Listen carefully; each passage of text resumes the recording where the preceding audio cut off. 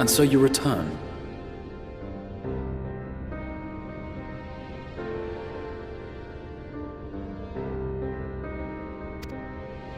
Have you gained a better understanding of the crisis now faced by the First?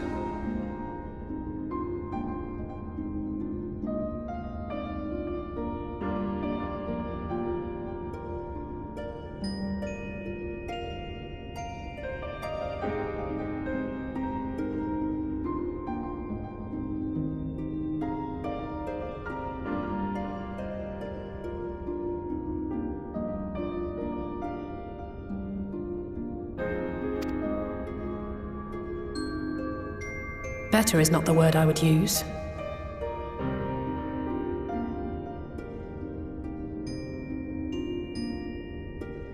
Some lands may have been spared the flood, but the survivors live only to suffer. There seems no end to the horrors inflicted by the Sin Eaters.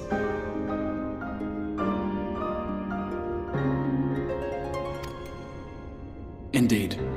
Those abominations are a calamity in their own right. And I can well imagine how hopeless the task of eradicating them must seem to you. But after countless battles and untold sacrifice, we have identified a potential weakness. Sin Eaters are drawn to serve the strongest of their kind, a class of creature we call Lightwood. Just as an ant colony will perish in the absence of its queen, we believe that the death of a Light Warden will cause the lesser creatures within its sphere of influence to disperse.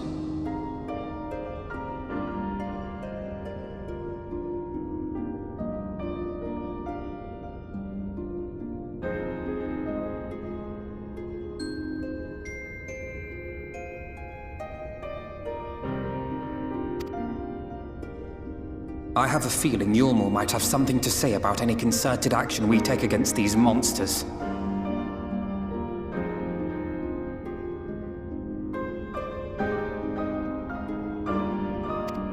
Volthra's command over the Sin Eaters is integral to Yulmoran society.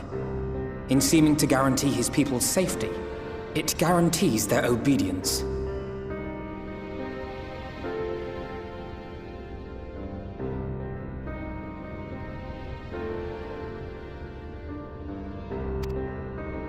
He will not take kindly to us depriving him of such useful allies.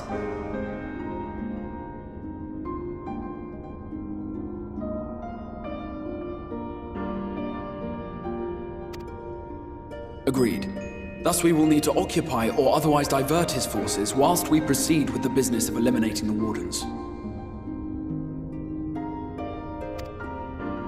Until we have done so, all other considerations must be set aside if we are to forestall the 8th Umbral Calamity.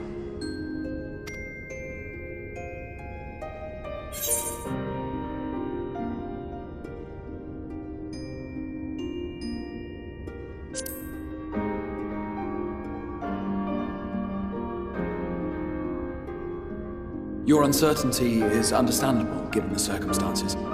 Perhaps a more detailed explanation is in order. To begin at the beginning, then.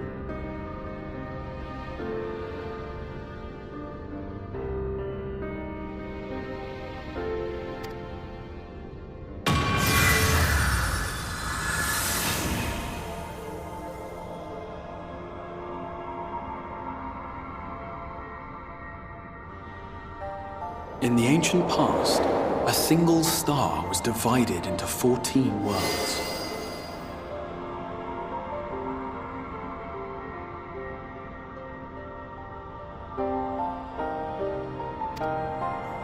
This is the source, your home. These others are the 13 shards, in whose number we find the first.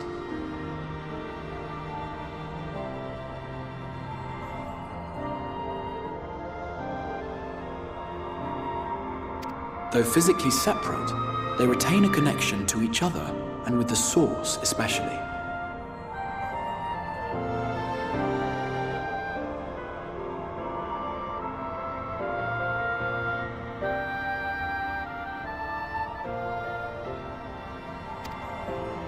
Now, let us assume that a given element in one of the shards attains abnormal ascendancy.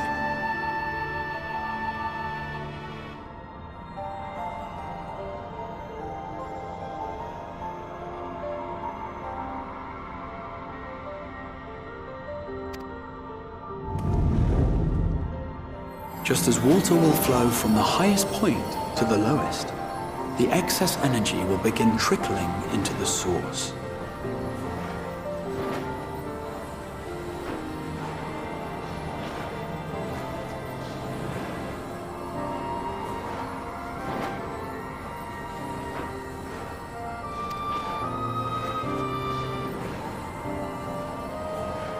And such an influx of ether will of course exert a palpable influence.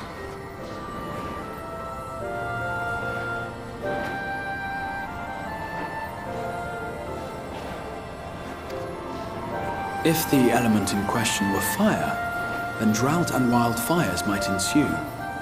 If it were ice, one might expect the weather to turn bitterly cold.